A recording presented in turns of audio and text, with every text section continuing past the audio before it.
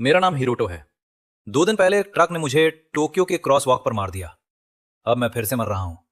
इस बार धीमे, एक 4x4 लकड़ी के राफ्ट पर, एक ऐसे ओशन के बीच में जो किसी भी मैप पर मौजूद नहीं है जिसे मैं जानता हूं। सिस्टम स्क्रीन अभी भी मेरे सामने तैर रही है। हल्का नीला रंग सुबह के स्काई के सामने। हुक और हैमर का यूज करो मटेरियल्स इकट्ठा करने के लिए और क्राफ्ट करो। मैं इसे 10वीं बार पढ़ता हूं। मेरी जीभ इतनी सूखी है, ऐसा लगता है जैसे चमड़े का एक टुकड़ा मेरे मुंह की छत से चिपका हुआ है।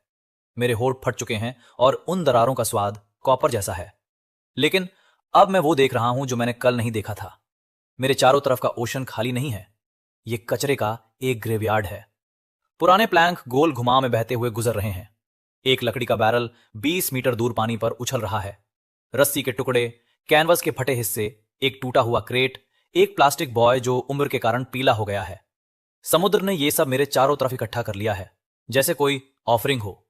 मैं हुक पकड़ता हूं। रस्सी मेरे हाथों में खुरदरी लगती है। मेरी हथेलियां पहले से ही कल की पैनिक से छिल चुकी है। मैं सबसे पास के टारगेट को चुनता हूं। एक लंबा प्लैंक जो शायद 5 मीटर दूर तैर रहा है। पहला थ्रो छोटा, हुक पानी में गिरता है और मैं उसे वापस खींचता हूं। दिल जोर से धड़क रहा है। दूसरा थ्रो बेहतर। आर्क हुक प्लैंक के किनारे को छूता है और फिसल जाता है। प्लैंक आलस से घूमता है और दूर बह जाता है। मैं जोर से गाली देता हूं। मेरी आवाज एक कराह जैसी है। शांत हो जाओ हिरोटो। तुम आर्क में फिशिंग गेम्स में अच्छे हुआ करते थे। Same principle. टारगेट से आगे निशाना लगाओ, उसे डूबने दो। तीसरा थ्रो। हुक प्लैंक के ऊपर आर्क बनाता है, गिरता है और मैं खींचता हूं। मेटल लकड़ी में धंस जाता है। मैं उसे बार बार खींचता हूं। प्लैंक क्राफ्ट के किनारे से घिसता हुआ प्लस एक प्लैंक। मैं खुद को 1 सेकंड की जीत महसूस करने देता हूं। फिर मैं फिर से देखता हूं। अब बैरल अगला है। यह भारी है। मैं बता सकता हूं जिस तरह यह पानी में बैठा है उससे। 3 थ्रो लगते हैं हुक को उसके आयरन रिंग में सही से फंसाने के लिए। उसे खींचना मुझे लगभग आगे गिरा देता है। मैं अपने पैर राफ्ट के किनारे पर जमाता हूं और पीछे झुकता हूं। उसे सेंटीमीटर दर सेंटीमीटर खींचता हूं जब तक वो प्लैंक से टकराता नहीं है। बैरल खाली है, बिल्कुल खाली है। 1 सेकंड के लिए मैं चिल्लाना चाहता हूं। फिर मुझे याद आता है, ये अंदर की चीजें नहीं है जो मायने रखती हैं, ये खुद बैरल है। मैं हैमर उठाता हूं। लकड़ी पुरानी है और कुछ जगह सड़ी हुई है। मैं एक ही बार में पहला टुकड़ा तोड़ देता हूं। अगले टुकड़े आसानी से अलग हो जाते हैं। Plus 6 plank, plus 4 iron ring. जंग लगे नेल्स का एक बिखराव जिसे मैं अपने हाथ से एक ढेर में इकट्ठा करता हूं। सिस्टम स्क्रीन झिलमिलाती है। एक नई लाइन का टेक्स्ट चमक कर सामने आता है। Recipe unlocked. सोलर डिसलिनेटर। एक कंटेनर चाहिए, एक फैब्रिक, ट्रांसपेरेंट या पतला, एक सेकेंडरी कंटेनर, सनलाइट। मैं शब्दों को घूरता हूं। सोलर डिसलिनेटर। एक याद ऊपर आती है। मिडिल स्कूल की साइंस क्लास से mister Tanaka, physics teacher. Water cycle के पोस्टर के सामने सूरज नमकीन पानी को गर्म करता है, पानी भाप बनता है, नमक पीछे छोड़ देता है। वेपर ठंडी होती है, ड्रॉपलेट्स बन जाती है। ड्रॉपलेट्स शुद्ध पानी होती हैं। उन्होंने हमें एक तस्वीर दिखाई थी सर्वाइवर्स की, जो डेजर्ट में एक गड्ढे के ऊपर प्लास्टिक का टुकड़ा इस्तेमाल कर रहे थे। सेम प्रिंसिपल राफ्ट पर भी काम करता है। मुझे पता है क्या करना है, लेकिन मुझे फैब्रिक चाहिए। पतला फैब्रिक, कुछ ऐसा जिससे सूरज की गर्मी गुजर सके। मैं फिर से हुक फेंकता हूं। 3 थ्रो लगते हैं, एक उलझे हुए पुराने सेल के टुकड़े को खींचने में। ग्रे सन से फीका पड़ा हुआ लेकिन सही हालत में। 2 और थ्रो और मुझे वो टूटा हुआ प्लास्टिक क्रेट मिल जाता है जो मैंने पहले देखा था। पीला प्लास्टिक, एक तरफ से फटा हुआ है लेकिन नीचे का हिस्सा अभी भी संभाल रहा है। अब मेरे पास सब कुछ है। मैं तेजी से काम करता हूं। मेरे हाथ कांप रहे हैं, थोड़ा डिहाइड्रेशन से, थोड़ा फोकस से। मैं बैरल के एक टुकड़े को बीच से तोड़ता हूं ताकि एक आधे कटोरे जैसा शेप बन जाए। मैं उसमें अपने हाथों से समुद्री पानी भरता हूं जब तक वो आधा भर नहीं जाता। पानी हिलता है, भूरा, हरा और नमक की बदबू से भरा हुआ। कटोरे के ऊपर मैं 2 प्लैंक से एक फ्रेम बनाता हूं, एक दूसरे की तरफ झुके हुए, जैसे एक टेंट। मैं कैनवास को उनके ऊपर डालता हूं, कस कर खींचा हुआ एक किनारे की तरफ ढलान में। उस किनारे के नीचे मैं प्लास्टिक क्रेट को फंसा देता हूं। मुख्य सूरज कैनवस पर पड़ता है, नीचे के नमकीन पानी को गर्म करता है। पानी ऊपर भाप बनकर उठता है, कपड़े के नीचे वाले हिस्से से टकराता है, ड्रॉपलेट्स में बदल जाता है। ड्रॉपलेट्स कैनवस की ढलान से नीचे फिसलते हैं और टपकते हैं, एक एक बूंद करके प्लास्टिक क्रेट में। मैं इसे 3 बार जांचता हूं। कपड़ा तना हुआ है, ढलान काफी तेज है, क्रेट सही जगह पर रखा है। फिर मैं ऊपर देखता हूं। सन बेरहम है। ये वही सन है जो मुझे 2 दिन से मार रहा है। अब इसके पास एक काम है, लेकिन ये अभी भी मुझे मार रहा है। मैं अपने कंधों को महसूस कर सकता हूं। अभी भी फफोले पड़ते हुए मेरी गर्दन के पीछे आग लगी हुई है। अगर मैं यहां खुले में बैठा रहा जबकि डिसलिनेटर काम करता है, तो मैं पहली बूंद गिरने से पहले बेहोश हो जाऊंगा। मैं खुद को राफ्ट के दूसरी तरफ घसीटता हूं। वहां कैनवस का एक दूसरा टुकड़ा है जिसे मैंने पहले खींच कर लिया था। डिसलिनेटर के लिए बहुत छोटा, लेकिन मेरे लिए काफी बड़ा। मैं उसे मांस के टूटे हिस्से और एक उठे हुए प्लैंक के बीच फंसा देता हूं। एक नीचे लटका हुआ फटा हुआ सा शेड बनाते हुए मैं उसके नीचे रेंग कर जाता हूं और लकड़ी पर सीधा लेट जाता हूं। बोर्ड्स मेरी पीठ के खिलाफ गर्म है, लेकिन कैनवस सीधी धूप को रोकता है और वही अकेला एहसास दया जैसा लगता है। मैं वही लेटा रहता हूं और अपने डिसलिनेटर को अपने लिए काम करते हुए देखता हूं। समय अजीब तरीके से गुजरता है। मैं अपने शेड से बाहर रेंगता हूं और क्रेट को चेक करता हूं। पानी सच में पानी, साफ पानी। शायद 150 मिलीलीटर जमा हुआ है टूटे हुए प्लास्टिक के नीचे। यह सबसे खूबसूरत चीज लगती है जो मैंने कभी देखी है। मैं क्रेट को सावधानी से उठाता हूं। हाथ इतने बुरी तरह कांप रहे हैं कि मैं लगभग इसे गिरा देता हूं। मैं उसे अपने मुंह की तरफ झुकाता हूं। पहला घूंट ठंडा है, गर्मी से थोड़ा वार्म, लेकिन शुद्ध। कोई नमक नहीं, कोई कड़वा का स्वाद नहीं, बस पानी। वैसा पानी जैसा होना चाहिए जब तुम भूल चुके हो कि पानी का स्वाद कैसा होता है। मैं इसे 3 घूंट में पी जाता हूं। मैं रोना चाहता हूं, लेकिन मेरे पास आंसुओं के लिए नमी नहीं है। सिस्टम पिंग करता है। Achievement, first drop +5 survival points. मुझे यह भी नहीं पता सर्वाइवल पॉइंट्स क्या करते हैं। मुझे फर्क नहीं पड़ता। मैं तुरंत कटोरे को समुद्री पानी से फिर भरता हूं, कैनवस को रीसेट करता हूं, क्रेट को फिर से सही जगह रखता हूं। सूरज में अभी भी काम के घंटे बाकी हैं। जब तक सूरज हॉरर जन की तरफ गिरना शुरू करता है, क्रेट में और 200 मिलीलीटर है। मैं आधा पीता हूं, मैं आधा बचाता हूं। मैं अपने मटेरियल्स के ढेर में से टूटे हुए बॉटल्स में से एक छोटा लकड़ी का कप ढूंढता हूं और पानी उसमें सावधानी से डालता हूं। उसे शेड के नीचे रख देता हूं। 350 मिलीलीटर पूरे दिन के लिए, अच्छे से जीने के लिए काफी नहीं। मैं राफ्ट के किनारे बैठता हूं जब सूरज ढलता है। 2 दिनों में पहली बार मेरा दिमाग साफ है। मेरे हाथ कांपना बंद कर चुके हैं। मेरे होठों की दरारें अभी भी दर्द करती हैं, लेकिन वे अब खून नहीं बहाती। मैं अपने दिमाग में हिसाब करता हूं। मटीरियल्स, 6 प्लैंक बचे हुए, 4 आयरन रिंग, 15 जंग लगे नेल्स, एक काम करता हुआ डिसलिनेटर जो शायद 350 मिलीलीटर रोज बनाता है। फूड 0। हेल्थ गंभीर लेकिन स्थिर। यह ज्यादा नहीं है। 2 दिन पहले यह कुछ भी नहीं था। 2 दिन पहले मैं टोक्यो की सड़क पर एक लाश था। अब मैं एक आदमी हूं जिसके पास कैनवस की छत है और वाटर का एक कटोरा और एक हैमर।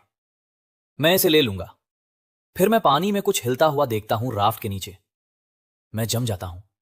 मेरा हाथ बिना सोचे हैमर पकड़ लेता है। एक आकार, छोटा, शायद मेरी फोर आर्म जितना लंबा, चांदी जैसा। वो मेरे नीचे प्लैंक्स के बीच से तेजी से निकलता है और गायब हो जाता है। एक फिश। मैं लगभग हंसता हूं। मेरी अगली समस्या अभी खुद सामने आई है और ये एक समस्या है जिसे मैं खा सकता हूं। फिर मैं दूसरा आकार देखता हूं।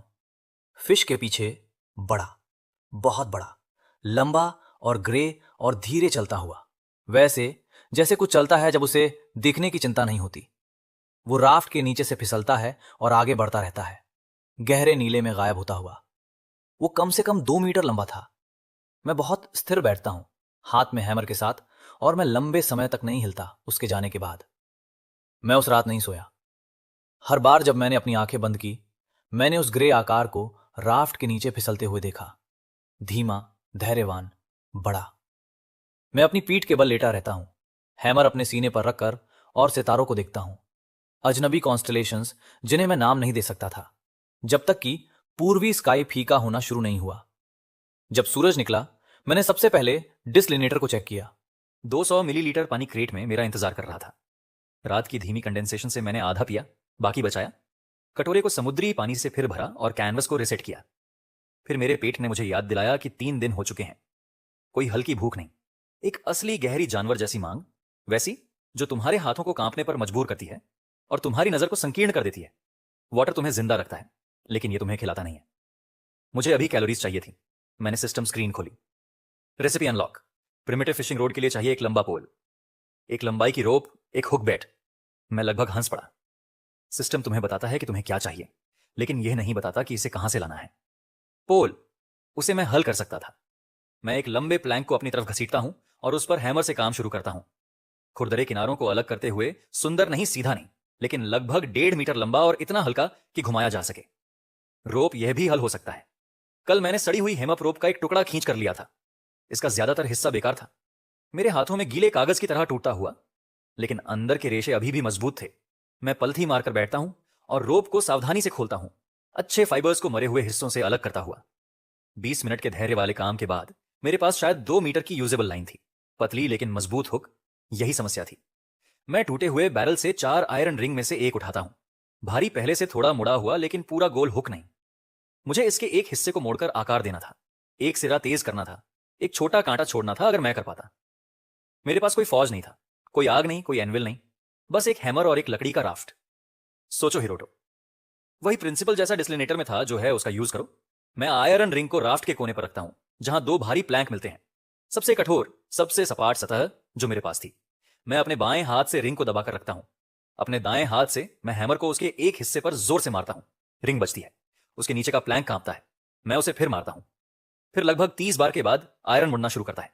ज्यादा नहीं, एक तरफ हल्का सा झपटा। मैं उसी जगह पर मारता रहता हूं। मेरा कंधा जलने लगता है, पसीना मेरी आंखों में बहता है और मैं उसे झपक कर हटाता हूं, जो 1 घंटे जैसा लगता है। उसके बाद मैं एक जगह रिंग को तोड़ने में सफल हो जाता हूं। बंद गोले को एक मुड़े हुए सी आकार में बदलते हुए अब मेरे पास कुछ था जिसे मैं आकार दे सकता था। मैं खुले सिरों पर काम करता हूं, एक को सीधा करता हूं। गर्मी कुछ नहीं करती, बस कच्ची ताकत और दोहराव। दूसरे सिरे को मैं मुड़ा हुआ छोड़ता हूं, उसे धीरे धीरे एक तेज हुक के आकार में मारता हूं। उसे नुकीला बनाने के लिए मैं मेटल को आगे पीछे एक जंग लगे नेल पर रगड़ता हूं, जिसे मैंने बचाया था, जैसे एक नाइफ को शार्पनिंग स्टोन पर। इसमें हमेशा लगता है, मेरी उंगलियां ऐंठ जाती हैं। मेटल नेल के खिलाफ छी छी करता है।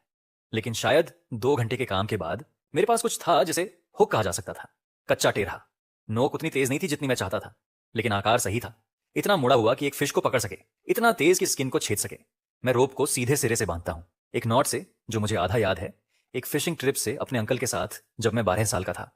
दूसरे सिरे को पोल से बांधता हूं। अब मुझे बेट चाहिए था। मैं राफ्ट के किनारे बैठता हूं और पानी में देखता हूं। छोटे चांदी जैसे आकार मेरे नीचे प्लैंक के बीच झिलमिलाते हैं। वही तरह की फिश जो मैंने कल देखी थी। वे मेरे राफ्ट की छाया के बारे में जिज्ञासु हैं, उस ठंडी अंधेरी जगह के बारे में जो यह तेज सुबह के सन में देता है।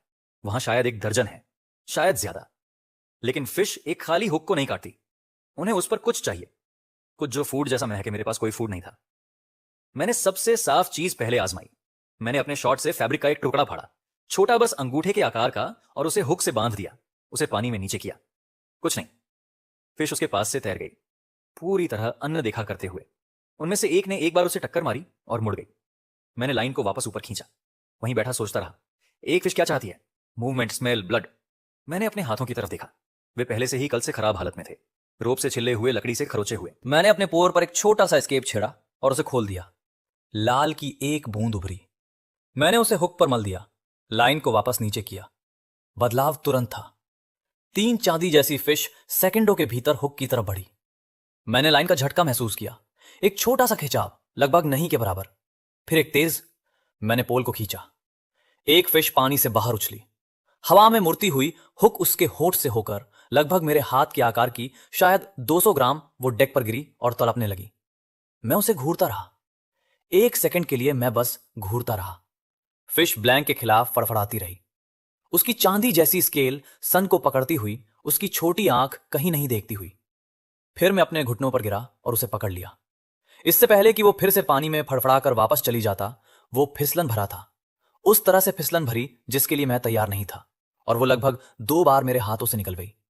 इससे पहले कि मैं उस पर सही पकड़ बना पाता, मैंने उसे डेक के खिलाफ दबा दिया और उसके सिर पर हैमर नीचे मारा। वो शांत हो गया।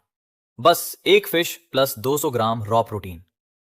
मैं अपनी एड़ियों पर पीछे बैठ गया, जोर से सांस लेते हुए। 3 दिन की भूख, और मैंने अभी एक फिश पकड़ी, एक मुड़े हुए आयरन के टुकड़े से और अपने ही ब्लड की एक बूंद से।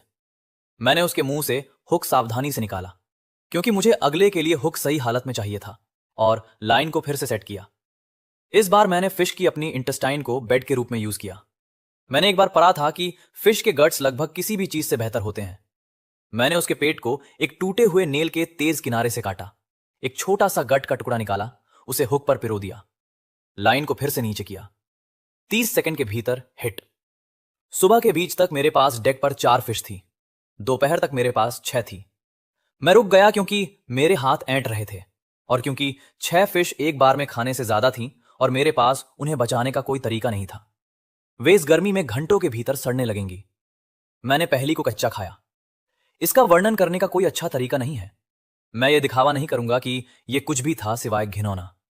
मांस ठंडा और चिपचिपा था और छोटी हड्डियां मेरे दांतों में फंस गईं और गंध ने मुझे उल्टी करने जैसा महसूस कराया। लेकिन कैलोरीज असली थीं। पहले काटने के बाद मैंने खुद को धीरे चबाने के लिए मजबूर किया। व्यवस्थित तरीके से मांस को छोटे टुकड़ों में निगलते हुए जब तक मैंने पहली फिश खत्म की, मैं कुछ महसूस कर सकता था जो मैंने 3 दिनों में महसूस नहीं किया था। मेरे पेट में गर्मी का एक आधार, ऊर्जा का एक छोटा कोर मेरी बाहों में लौटता हुआ। मैंने दूसरी फिश खाई। फिर मैं रुक गया क्योंकि मैं महसूस कर सकता था कि मेरा शरीर और ज्यादा को स्वीकार करना नहीं चाहता है और क्योंकि मैंने बहुत समय पहले सर्वाइवल वीडियोस में सीखा था कि एक भूखा व्यक्ति जो बहुत ज्यादा, बहुत तेजी से खाता है, वास्तव में खुद को मार सकता है। मैं टूटी हुई मांस के सहारे अपनी पीठ लगाकर बैठ गया और फूड को सेटल होने दिया। पहली बार जब से मैंने इस राफ्ट पर अपनी आंखें खोली थी, मुझे एक जीवित चीज जैसा महसूस हुआ, एक मरते हुए के बजाय। मैं दोपहर के शुरुआती समय में फिर से फिशिंग पर गया। मुझे दिन के बाकी हिस्से के लिए कम से कम 2 और चाहिए थे और मैं ये पता लगाना चाहता था कि गट बैट कितनी देर तक काम करता रहेगा। इससे पहले कि मुझे नया चाहिए, मैंने लाइन को नीचे किया, इंतजार किया। एक बाइट तेज, दूसरों से ज्यादा जोरदार। मैंने ऊपर खींचा और रोड लगभग मेरे हाथों से निकल गया। जो भी दूसरी तरफ था वो बड़ा था। पोल खतरनाक तरीके से झुक गया। लाइन इतनी कसी हुई थी कि मैं उसे गूंजते हुए सुन सकता था। मैंने अपने पैर राफ्ट के किनारे के खिलाफ जमा दिए और खींचा और 1 सेकंड के लिए मुझे लगा कि मेरे पास कुछ शानदार है, एक सच में बड़ी फिश, शायद 2 दिनों का खाना। फिर मैंने ग्रे आकार को नीचे से ऊपर आते हुए देखा। वो तेजी से ऊपर आया, उससे भी तेज जितना कोई इतनी बड़ी चीज को हिलना चाहिए। एक लंबा चिकना शरीर, शायद 1.5 मीटर, ऊपर से ग्रे और नीचे से सफेद। एक पच्चर के आकार का सिर, एक मुंह जो खुला और मैंने दांत देखे। उनकी 2 कतारें देखी, सफेद और छोटे और अंदर की तरफ झुके हुए। शार्क ने लाइन को एक गोली की तरह मारा। जो फिश मैंने पकड़ी थी वो एक ही झटके में उसके मुंह में गायब हो गई। पोल आगे झटका खाया, इतनी ताकत से कि मेरा पूरा शरीर लगभग राफ्ट से खींच गया। मैंने महसूस किया मेरे पैर प्लैंक से उठ गए। खुद को किनारे के ऊपर आगे झुकते हुए महसूस किया। मैंने पोल छोड़ दिया। पोल मेरे हाथों से निकल गया और वाटर में चला गया। वो सतह से टकराया और झाग के घुमाव में गायब हो गया। खत्म। हुक, लाइन, पोल, सब कुछ। मैं जोर से डेक पर पीछे गिरा। मेरा कोहनी एक प्लैंक से टकराई और दर्द मेरे कंधे तक दौड़ गया। मैं हाथों और पैरों के बल किनारे से दूर भागा, खुद को राफ्ट के केंद्र की तरफ केकड़े की तरह धकेलते हुए तब तक नहीं रुका जब तक मेरी पीठ मास्ट के टूटे हिस्से से नहीं टकराई। मैं वहां बैठ गया, मेरा दिल मेरी छाती से बाहर निकलने की कोशिश करता हुआ। जहां मेरा पोल था वो वाटर पहले ही फिर से शांत था, जैसे कुछ हुआ ही नहीं। कोई शार्क नहीं, कोई पोल नहीं, कोई निशान नहीं कि वहां कुछ कभी था। लेकिन मैंने उसे देखा था। मैंने देखा था वो कैसे हिलता है। मैंने दांत देखे 1.5 मीटर। वो बड़ा शार्प भी नहीं है, वो एक छोटा है, एक जुनाइल। अगर मैं गिर गया होता, अगर मेरे पैर 1 सेकंड और राफ्ट से हट गए होते तो मैं मर चुका होता, इससे पहले कि मैं समझ भी पाता कि क्या मुझे मार रहा है। सिस्टम पिंग करता है। Threat detected, water predators, parameter defence recommended. मैं हंसा। वो टूटा हुआ और खरखराहट भरा निकला। धन्यवाद, सिस्टम बहुत मददगार। मैं तुरंत इस पर लग जाता हूं। मैं मास्ट के टूटे हिस्से के सहारे लंबे समय तक बैठा रहा। दोपहर का सूरज मेरे चेहरे पर गर्म था। बची हुई 4 फिश डेक पर पड़ी थी जहां मैंने उन्हें छोड़ा था, सूखती हुई उन मक्खियों को आकर्षित करती हुई जो ओशन के बीच में नहीं होनी चाहिए थी, लेकिन किसी तरह थी। मैंने सोचा, जो मैंने अभी सीखा, 3 चीजें, उनमें से सब महत्वपूर्ण। 1, मैं खुद को खिला सकता था। सिस्टम काम करता है। कचरे से बने कच्चे टूल्स असली काम कर सकते थे। 2, मैंने अपनी फिशिंग रोड उसे यूज करने के पहले ही दिन खो दी। मुझे तुरंत एक और बनानी थी और मुझे इसे इस बार मजबूत बनाना था और मुझे इसे इस तरह सेट करना था कि मैं उसे छोड़ सकूं बिना पूरी चीज खोए। शायद पोल को राफ्ट से एक बैकअप लाइन से बांध दूं। 3, मैं कभी भी किसी भी हालत में अपने शरीर का कोई हिस्सा उस वाटर में नहीं डालने वाला था। राफ्ट 4 मीटर बाय 4 मीटर थी। यही सब मेरे पास था। 8 स्क्वायर सेंटीमीटर लकड़ी मेरे और एक ऐसे मुंह के बीच जो पहले से ही मेरे पैरों के नीचे घूम रहा था, इंतजार करता हुआ। 4 मीटर काफी नहीं था। मुझे इस राफ्ट को बड़ा बनाना था। मुझे दीवारें चाहिए थी, या कम से कम एक किनारा जिस पर मैं गिर सकूं बिना बाहर लुढ़के। मुझे कुछ चाहिए था जो शार्क को डराए जब वह वापस आएगी। मैंने आज सुबह वाटर में ब्लड बहाया था। मैंने फिश के गट्स बाहर फेंके थे। जो भी नीचे रहता था उसे अब बिल्कुल पता था कि मैं कहां हूं, और उसे पता था कि यहां ऊपर खाना है। मैंने चारों फिश इकट्ठा की और उन्हें राफ्ट के बीच में रखा। मेरे कैनवस के नीचे शेड के छोटे हिस्से में मैंने अपने हाथों को सी वाटर में सावधानी से धोया, ध्यान रखते हुए कि किनारे से जितना जरूरी था उससे ज्यादा आगे ना झुकूं। मैंने डिस्लिनेटर को चेक किया और 100 मिलीलीटर इंतजार कर रहा था। मैंने उसे पी लिया।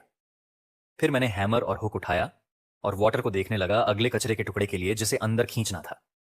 सूरज आधा आकाश में नीचे था। मेरे पास डे लाइट के घंटे बाकी थे और मेरे सीने में वह छोटी चीज जो 2 दिनों से निराशा थी अब कुछ और बन गई थी, कुछ ज्यादा कठोर, ज्यादा उपयोगी। मैं इस राफ्ट पर एक फोर्ट्रेस बनाने वाला था, प्लैंक दर प्लैंक जो भी लगे, क्योंकि दूसरा विकल्प था उस पल का इंतजार करना जब मैं अपना संतुलन खो दूं। अगले 4 दिन एक रूटीन बन गए। मैं सनराइज पर जागता था, डेस्लिनेटर को चेक करता था, जो रात भर इकट्ठा हुआ था उसे पीता था, बोल को रिसेट करता था, कैनवस को रिसेट करता था। सुबह में फिश पकड़ता था, इससे पहले कि सूरज बहुत ऊपर चला जाए। हर दिशा में हुक फेंकता था जहां तक मैं पहुंच सकता था। जो भी ओशन रात के दौरान मेरे पास धकेलता था उसे खींच कर लाता था। दोपहर तक मैं जो भी मैंने इकट्ठा किया था उसे हैमर से तोड़ता था। दोपहर बाद मैं क्राफ्टिंग करता था। शाम तक मैं सोचने के लिए बहुत थक जाता था। मैंने चौथे दिन एक नई फिशिंग रोड बनाई। पहली से बेहतर मोटा पोल, दोगुनी रोप, एक सेफ्टी लाइन जो रोड को एक खूंटी से बांधती थी, जिसे मैंने राफ्ट में ठोका था ताकि अगर शार्क फिर से हमला करे तो मैं पूरी सेटअप ना खो सकूं। शार्क 2 बार वापस आया। दोनों बार मैंने पोल छोड़ दिया और सेफ्टी लाइन को अपना काम करने दिया। दोनों बार मैंने बेट और वह छोटी फिश खो दी जिसे मैंने पकड़ा था, लेकिन मैंने रोड बचा ली। सबक की कीमत होती है जब तक कि तुम उन्हें सिर्फ एक बार चुकाओ। चौथे दिन के अंत तक मेरी जमा असली थी। मैंने उसे डेक पर गिनकर निकाला जैसे एक व्यापारी इन्वेंट्री करता है। 2 और बैरल, उनमें से एक का ढक्कन अभी भी बंद था जिसे मैंने तोड़ा खोलने के लिए, और अंदर सिर्फ बांसी हवा मिली, लेकिन लकड़ी अच्छी थी। 8 और प्लैंक अलग अलग लंबाई के।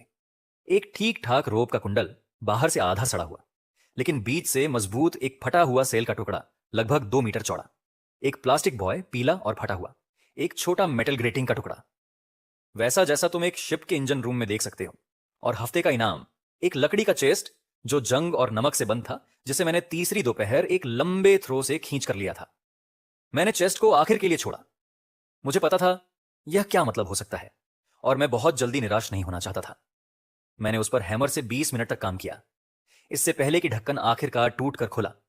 अंदर तेल लगे कपड़े में लिपटा हुआ जो ज्यादातर बचा रहा था।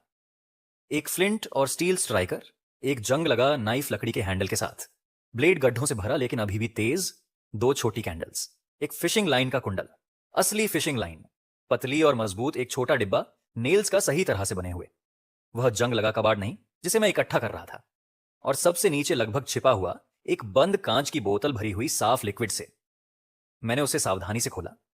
सूंघा ताजा वाटर, पूरी बोतल शायद 700 मिलीलीटर। मैं डेक पर बैठ गया, दोनों हाथों में बोतल पकड़े हुए, और एक लंबे मिनट तक मैं हिला नहीं। 700 मिलीलीटर, 2 दिन का पीना आसानी से, 1 हफ्ता अगर मैं अनुशासित रहूं। लेकिन असली खजाना वाटर नहीं था, वह फ्लिंट और स्टील था। अब फायर संभव था। मैंने बोतल को सावधानी से नीचे रखा और स्ट्राइकर को अपने हाथों में पलटा। मुड़ा हुआ स्टील का एक टुकड़ा जो उंगलियों में पकड़ने के लिए बना था, काले फ्लिंट का एक छोटा टुकड़ा। मैंने अपने जीवन में कभी भी एक भी यूज नहीं किया था। मैंने उन्हें सिर्फ मूवीज में और यूट्यूब पर देखा था, लेकिन प्रिंसिपल आसान था। स्टील को फ्लिंट के खिलाफ एक कोण पर मारो, स्पार्क पकड़ो, उससे टिंडर दो। मैं आज रात फायर कर सकता था, लेकिन मैं एक लकड़ी के राफ्ट पर फायर नहीं कर सकता था। सूखे पाइन प्लैंक पर फायर ओशन के बीच में मुझे शार्क से भी तेज मार देगा। एक स्पार्क गलत जगह पर एक एम्बर बोर्ड्स के बीच की दरार में लुढ़कता हुआ और पूरा राफ्ट मिनटों में एक मशाल बन जाएगा। मैं आग से बचने के लिए वाटर में कूदता और शार्क मुझे 3 सांस लेने से पहले ही पकड़ लेता। फायर को एक सुरक्षित जगह चाहिए थी, एक जगह है जहां उसके नीचे कोई लकड़ी ना हो, एक जगह है जिसे मैं कंट्रोल कर सकूं। इसलिए फायर पाने से पहले मुझे राफ्ट को फैलाना और हिस्सों में बांटना था। मैं इसके बारे में पहले से 2 दिनों से सोच रहा था।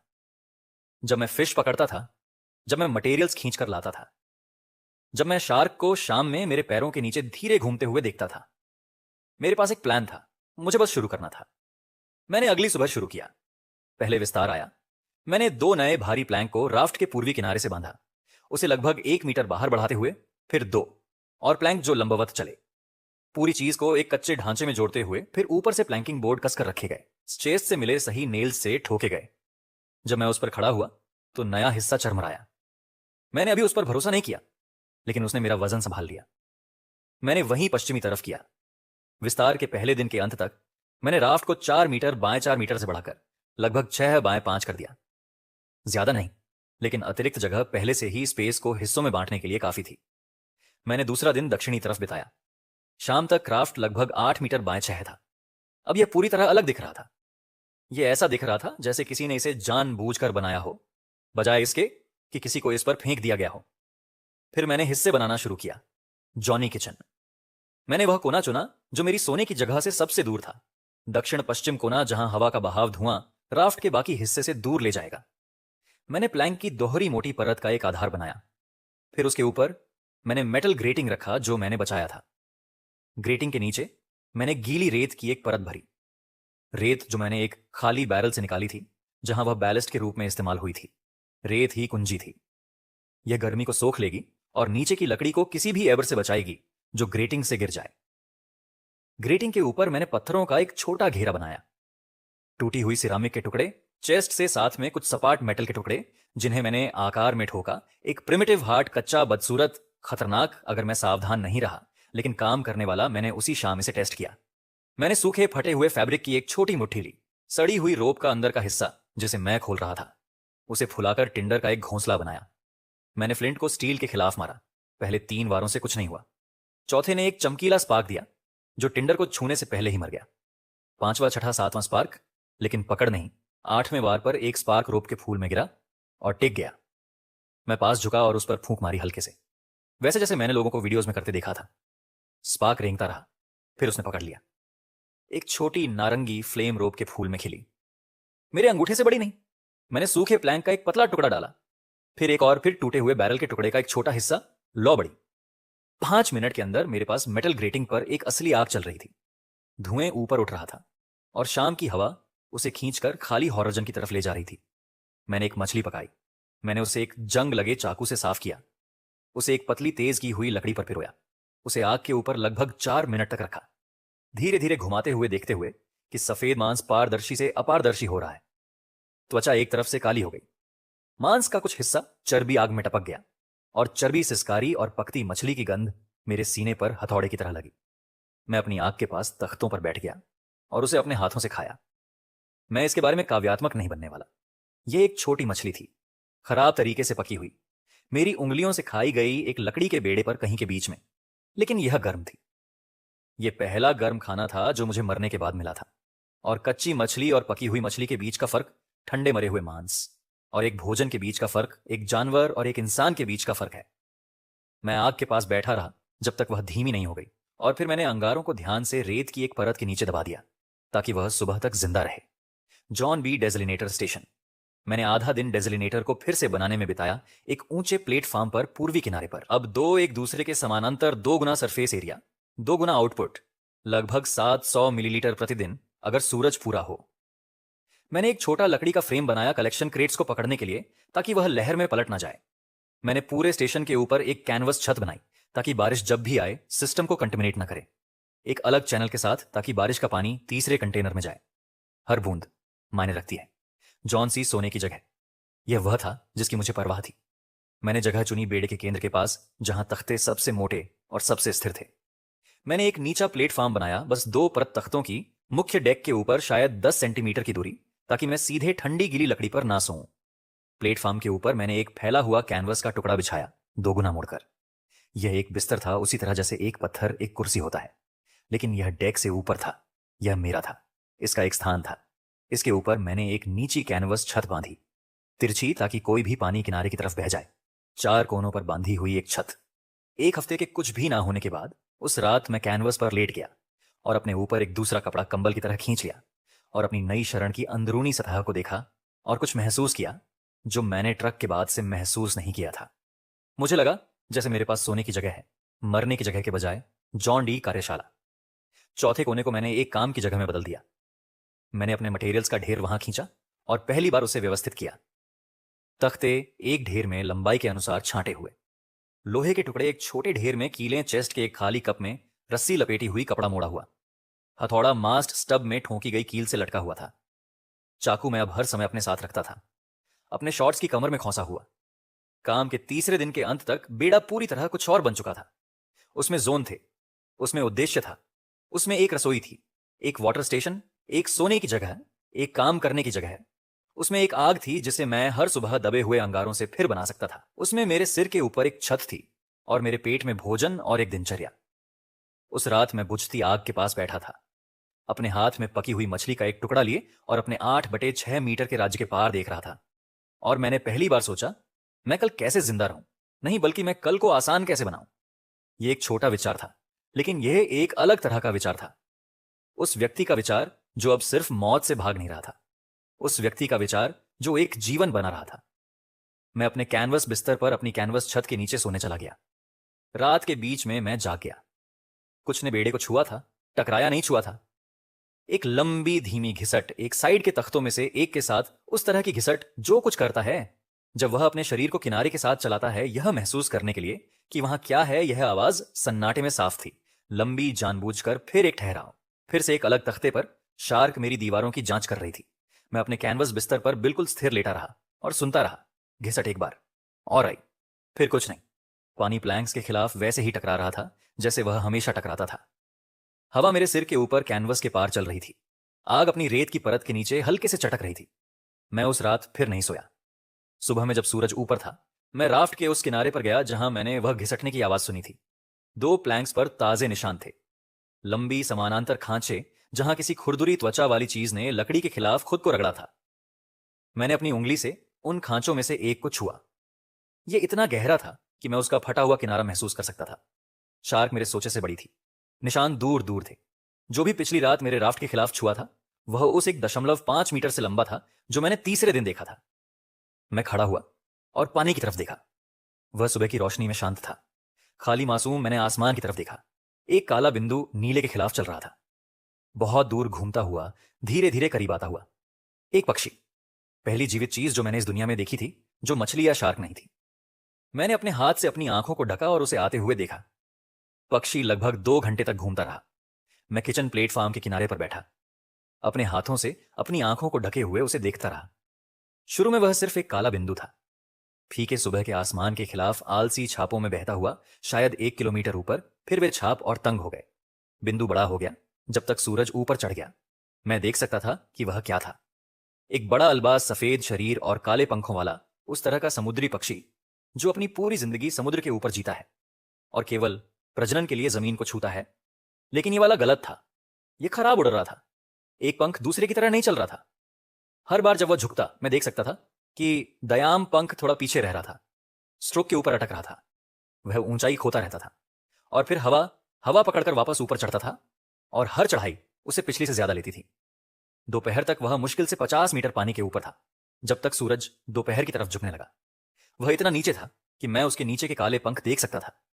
लंबी मुड़ी हुई चोंच, काली आंख सतह को स्कैन करती हुई किसी भी चीज के लिए जिस पर उतर सके। उसने राफ्ट को देखा। उसने एक आखिरी चक्कर लगाया, चौड़ा थका हुआ, और फिर नीचे आया। लैंडिंग खराब थी। उसने अपने पंखों से खुद को धीमा करने की कोशिश की और उनमें से एक गलत तरीके से मुड़ गया और वह आधा गिरा, आधा फिसलता हुआ राफ्ट के पूर्वी किनारे पर आया। प्लैंक्स पर जोर से टकराया और लकड़ी पर लुढ़कता हुआ चला गया जब तक कि वह डिसलिनेटर स्टेशन के आधार के खिलाफ रुक नहीं गया। पंख हर जगह, एक पैर एक अजीब कोण पर बाहर निकला हुआ, दायां पंख पूरी तरह फैला हुआ, कंधे के पास मुड़ा हुआ। मैं नहीं हिला। एक लंबे पल तक पक्षी भी नहीं हिला। मुझे लगा वह मर चुका है। फिर उसका सीना एक बार उठा, 2 बार काली आंख खुली और मुझे ढूंढ लिया। हम एक दूसरे को देखते रहे। पक्षी बड़ा था, जितना मैंने दूरी से सोचा था उससे बड़ा। पंखों का फैलाव शायद 2 मीटर से ज्यादा जब वह फैला हुआ था। शरीर एक छोटे कुत्ते के आकार का। उस तरह का जानवर जो जमीन पर शायद 4 किलो, शायद 5, शायद 3 किलो मांस उन पंखों के नीचे रखता। वह विचार मेरे दिमाग में आया इससे पहले कि मैं उसे रोक पाता। 3 किलो मांस, असली प्रोटीन। एक हफ्ते तक छोटी मछलियां दो दो खाकर 3 किलो पक्षी का मांस एक दावत होता। मैं उसका आधा धुएं में सुखा सकता था, आधा आज रात खा सकता था, और 2 दिन तक मछली पकड़ने की जरूरत नहीं होती। मेरे कमर पर जंग लगा चाकू था। मैं 3 कदम में पक्षी के ऊपर हो सकता था। वह घायल था, वह उड़ नहीं सकता था, वह शायद लड़ भी नहीं सकता था। पूरा काम 10 सेकंड लेता। मैं नहीं हिला, किसी महान भावना की वजह से नहीं, बस गणना। मैं प्लेटफॉर्म पर बैठा रहा। मेरा हाथ अभी भी आंखों को ढकने के लिए ऊपर था, और मैंने गणित किया उसी तरह जैसे मैं इस राफ्ट पर 1 हफ्ते से हर दूसरा गणित कर रहा था। विकल्प 1 अब भी मार दो। 2 से 3 किलो मांस मुझे 2 दिन की मछली पकड़ने से बचाता। उसके बाद यह खत्म। विकल्प 2, उसे जिंदा रखने की कोशिश करो। खर्च शायद 1 मछली प्रतिदिन, संभवतः 2, जब तक वह ठीक हो रहा है। जोखिम वह वैसे ही मर जाए और मुझे कुछ ना मिले, या वह ठीक हो जाए और उड़ जाए और मुझे कुछ ना मिले। इनाम, अगर यह काम करता है, एक पक्षी जो उड़ सकता है, एक पक्षी जो हवा से देख सकता है, एक पक्षी जो तैरते मलबे को खोज सकता है जिसे मैं डेक से नहीं देख सकता, एक पक्षी जो चीजें किलोमीटर दूर ढूंढ सकता है जो मैं अपने दम पर कभी नहीं ढूंढ पाता। पहला विकल्प तय था, दूसरा एक जुआ था, लेकिन दूसरा कुछ ऐसा देता था जो मुझे किसी भी संख्या की मछलियों से नहीं मिल सकता था। मुझे आंखें चाहिए थीं। मैंने अपना हाथ धीरे से नीचे किया। मैं खड़ा हुआ धीरे सावधानी से, जिस तरह तुम एक डरे हुए जानवर के आसपास चलते हो। पक्षी की आंख मुझे ट्रैक कर रही थी। उसने अपने एक अच्छे पैर से पीछे खिसकने की कोशिश की और कहीं नहीं पहुंचा। उसकी चोंच खुली और एक भारी थका हुआ सा आवाज बाहर निकली। वास्तव में एक चीख नहीं, ज्यादा एक चेतावनी जैसी खराश, दूर रहो। मैं वहीं रुका रहा। मैं इसके बजाय अपने वर्कशॉप कोने में गया और आज सुबह की पकड़ से एक छोटी मछली उठाई। मैं इसे लंच के लिए पकाने वाला था। मैंने इसे चाकू से आधा काट दिया, साफ कट धीमे, ताकि पक्षी देख सके कि मैं क्या कर रहा था। और फिर मैं झुका और एक आधा प्लैंक पर उसकी तरफ सरकाया। लगभग 1 मीटर दूर रुक गया। पक्षी ने मछली को देखा, फिर उसने मुझे देखा, फिर मछली को वह नहीं हिला। मैं पीछे हट गया किचन प्लेटफॉर्म तक और वहीं बैठ गया जहां मैं पहले था। मैंने सीधे पक्षी को नहीं देखा। मुझे जानवरों के बारे में इतना पता था कि किसी को घूरना एक थ्रेट होता है। आधा घंटा बीत गया। पक्षी ने मछली को नहीं छुआ। सूरज नीचे जाना शुरू हो रहा था। मैंने एक अलग तरीका आजमाया।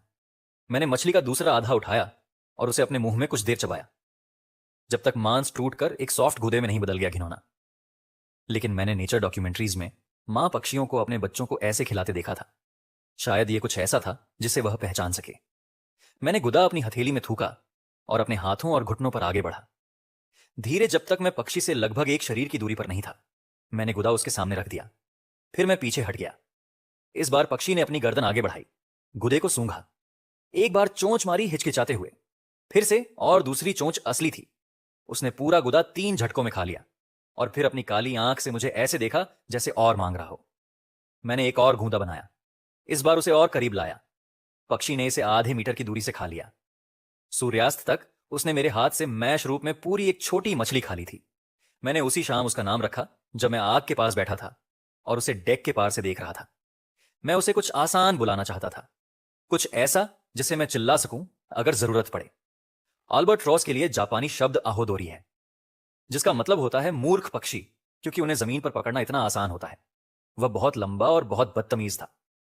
तो मैंने बस उसे वहां बैठा देखा, उसकी टेढ़ी विंग और उसके चिड़चिड़े चेहरे के साथ, और मैंने पहला छोटा नाम कहा जो मेरे दिमाग में आया, कमे। पक्षी ने आवाज पर अपना सिर घुमाया। हां, मुझे पता है, मैंने जोर से कहा। कमे का मतलब कछुआ होता है। तुम कछुआ नहीं हो, मुझे फर्क नहीं पड़ता। पक्षी ने एक धीमी खराश भरी आवाज निकाली जो शायद सहमति थी या शायद गाली। मैंने तय किया कि वह सहमति थी। अगले 4 दिनों में मैंने कमे के बारे में बहुत कुछ सीखा। कमे आभारी नहीं था, यह पहली चीज थी। मैंने उम्मीद की थी मेरी मूर्खता से कि एक जानवर जिसकी जिंदगी में बचा रहा था कुछ भरोसा दिखाएगा, कुछ नरमी। कमे नरम नहीं हुआ। कमे ने मछली खाई जो मैंने उसे दी, और फिर जैसे ही मैंने पीठ घुमाई, वह मेरे फिश स्टोरेज कोने में कूदकर एक और चुराने की कोशिश करने लगा। जब मैंने उसे हाथों पकड़ा और चिल्लाया, उसने मुझे एक नजर दी जिसे मैं सिर्फ आक्रोशित कह सकता हूं। जैसे गलती मेरी थी कि मैं उससे खाना छिपा रहा था, कम शोर करता था। जब भी मैं कुछ करता जो उसे पसंद नहीं था, कैनवस हिलाता, प्लैंक को रिपोजिशन करता, आग को गलत तरीके से ढकता, वह जहां भी बैठा होता वहां से एक भारी शिकायत भरी चीख निकालता। वह आवाज बिल्कुल वैसी लगती थी जैसे कोई बूढ़ा आदमी जवान लोगों के बारे में शिकायत कर रहा हो। मैंने उसे जवाब देना शुरू कर दिया। हाँ, कमे, कैनवस हिला रहा हूं। कैनवस को हिलना था। भारी खराश नहीं कमे। मुझे तुम्हारी राय में दिलचस्पी नहीं है। और जोर की खराश। कमे पानी से डरता था। यह उसके बारे में सबसे अजीब चीज थी, यह देखते हुए कि वह एक समुद्री पक्षी था। वह राफ्ट के किनारों के पास जाने से मना कर देता था। जब भी मैं किनारों पर काम करता, मछली पकड़ता, हुक फेंकता, कमे डेक के बिल्कुल बीच में पीछे हट जाता और मुझे उस नजर से देखता जिसे मैं अब नर्वस शक के रूप में पहचानता था। मुझे लगता है वह किसी समय लगभग डूब गया था। शायद जिसने उसका पंख तोड़ा उसी ने उसे पानी में गिरा भी दिया और वह बस किसी तरह बाहर निकल पाया। जो भी हुआ, कमे समुद्र पर भरोसा नहीं करता था। कमे आग के पास सोता था। पहली रात उसने डिसलिनेटर स्टेशन पर सोने की कोशिश की और पूरी रात हवा में कांपता रहा। दूसरी रात जब मैं सोने चला गया था, मैंने उसके पंजों की आवाज सुनी प्लैंक्स पर, होप होप होप, और फिर एक हल्की सरसराहट जब वह किचन के पास खुद को जमा रहा था, जहां दबे हुए कोयले अभी भी अपनी रेत की परत के नीचे वार्म थे। उसके बाद हर रात वह वहीं सोता था, सिर अपने अच्छे पंख के नीचे छुपा हुआ, शरीर गर्मी की तरफ झुका हुआ। चौथे दिन तक उसका पंख ठीक हो रहा था।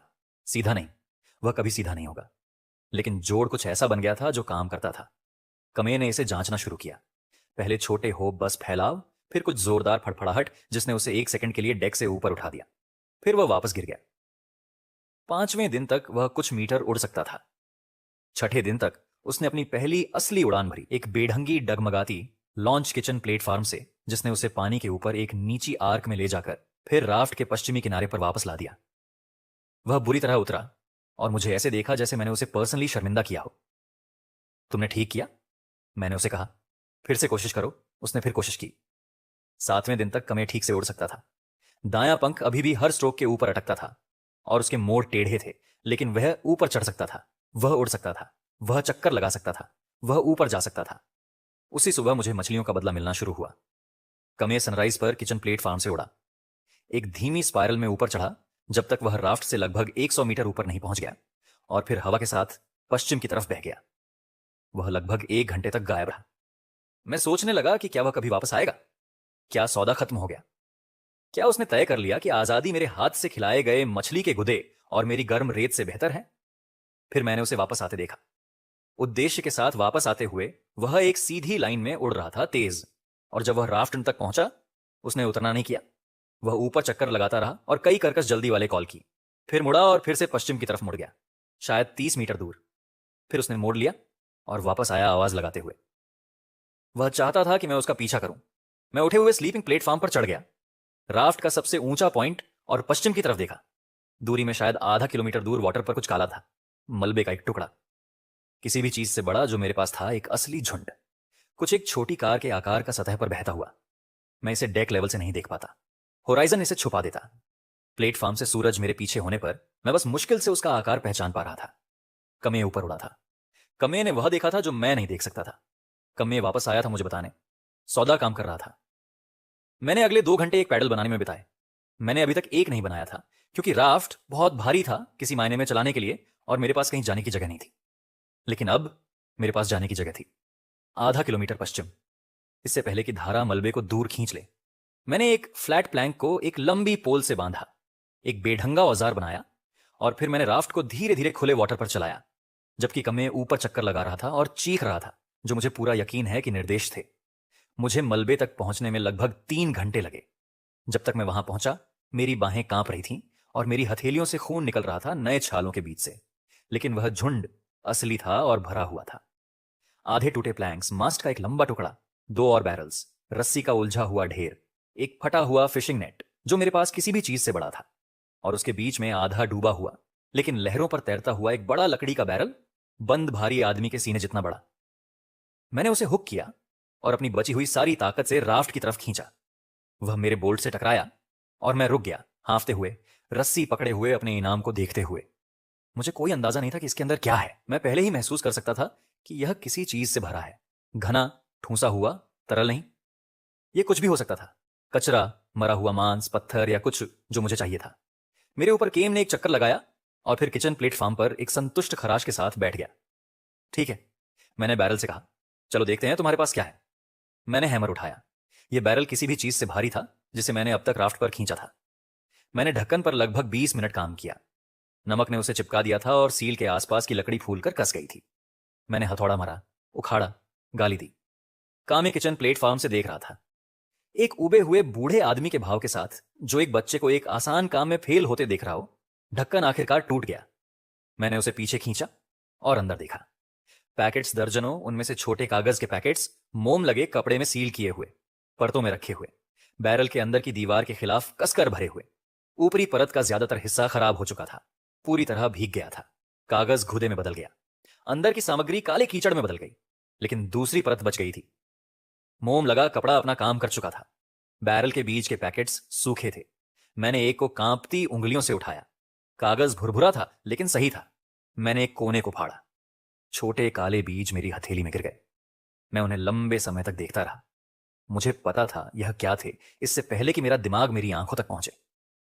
टमाटर के बीज वही तरह के जो मैंने अपनी दादी को हर वसंत एक कागज के लिफाफे से निकालकर मिट्टी के गमले में डालते हुए देखा था। उनकी बालकनी पर योकोहामा में 30 साल पहले, और एक जिंदगी दूर मैंने बाकी बैरल खंगाला। टमाटर, खीरे, बीन्स के 3 अलग तरह डायकॉर्न, पालक, किसी तरह की हरी पत्तेदार चीज जिसे मैं पहचान नहीं पाया। एक छोटा पैकेट मिर्च का प्याज, और नीचे अलग से तेल लगे कपड़े में लिपटे हुए 6 सूखे आलू जिनकी आंखें अभी भी सही थीं, वही तरह जिनको तुम सर्दियों में बचाकर रखते हो वसंत में दोबारा लगाने के लिए। मैं डेक पर बैठ गया खुले बैरल के साथ मेरे सामने, और मैं लंबे समय तक हिला नहीं। यह खाना नहीं था। सीधे तौर पर तुम एक बीज खाकर नहीं जी सकते, लेकिन बीज वो चीज है जिससे खाना आता है। बीज वो चीज है जो तुम्हें हमेशा के लिए खाना देता है।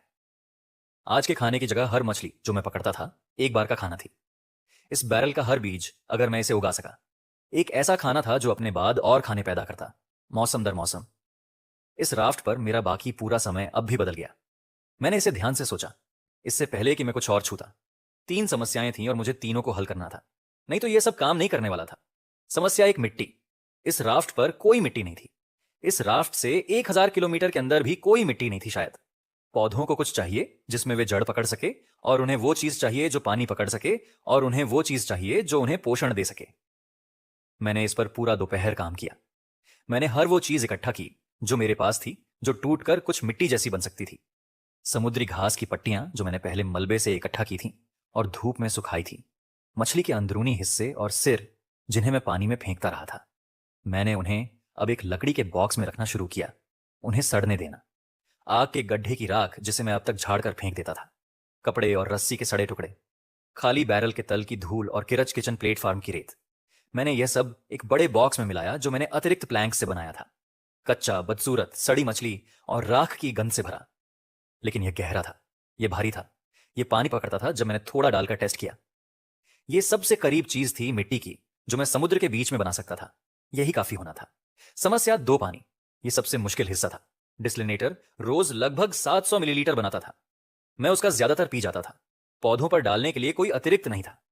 अगर मैं सामान्य तरीके से बगीचे को पानी देने की कोशिश करता, मुझे पीने और उगाने के बीच चुनना पड़ता, और यह कोई चुनाव नहीं। मैं पीता, पौधे मर जाते, खेल खत्म। मुझे एक सिस्टम चाहिए था जो बिल्कुल न्यूनतम मात्रा में पानी इस्तेमाल करे, बूंद बूंद, सिर्फ जहां जरूरत हो, बिना कुछ भी वाष्पीकरण या बहाव में बर्बाद हुए। मैं किचन प्लेटफॉर्म पर बैठा था, मेरे हाथ में कपड़े का एक टुकड़ा ली और इसके बारे में सोच रहा था। और फिर मुझे कुछ याद आया। जब मैं बच्चा था, मेरी दादी लंबे समय तक बीमार थीं, और मैंने उन्हें अस्पताल में देखा था एक धीमी आईवी ड्रिप के साथ जो उनके हाथ में जा रही थी। एक बैग तरल का हुक से लटका हुआ, एक पतली ट्यूब नीचे जाती हुई ट्यूब के नीचे तरल बूंद बूंद उनकी नस में जा रहा था।